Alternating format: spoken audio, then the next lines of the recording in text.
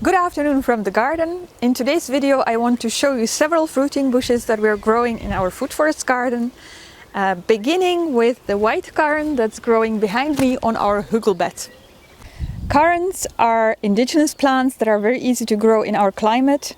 They are tolerant of most soils. They only don't like to be waterlogged.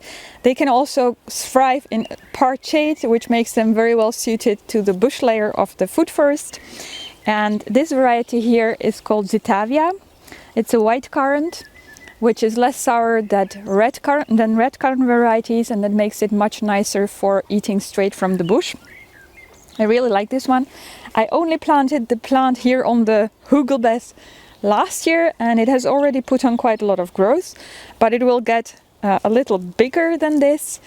They grow to about 1 meter, 1.20 meters, about 4 feet maximum, and they're such easy plants. They can take total neglect and they will still fruit quite well.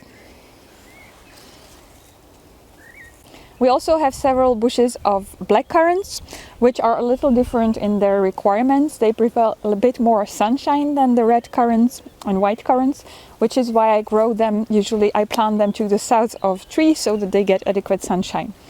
They also should be pruned regularly because they bear fruit on the new growth, and it pays to regularly take away old branches at soil level. The fruit is extremely healthy, extremely rich in antioxidants, lots of vitamin C, much more than lemons. Some people like it straight from the bush, and there are also some varieties that are better than others. This is an unknown one. We got it many years ago from a friend who got it from the garden from her father. So you can also see that the plants are pretty long-lived and really tolerate replanting well. Then there are gooseberries.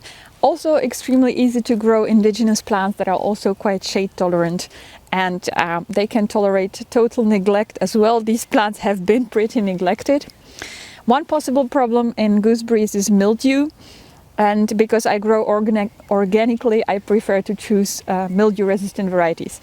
This is a classic one called Hinomaki red, bred in Finland, I believe. I really like the taste as well. They're quite sweet for gooseberries, not very large, and the skin is smooth.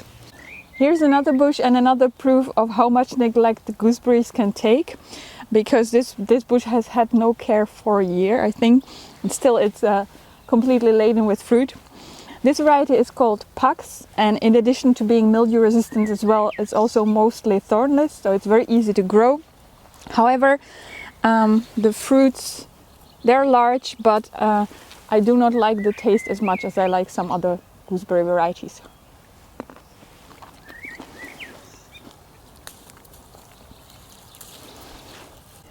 The last bush that I want to show you is jostaberry. It's a cross between black currant and gooseberry bred in Germany. The bushes are also bred for, the variety was bred for disease resistance, so they're resistant to mildew. They're thornless. The fruits are really something between black currant and gooseberry. They're a bit bigger than black currants, but the taste aroma is quite similar. They also have a very high vitamin C content.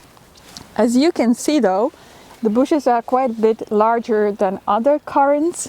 They grow to about 2 meters tall and wide, which is about 6 to 7 feet. These were some of the bushes that we're growing in our food forest garden.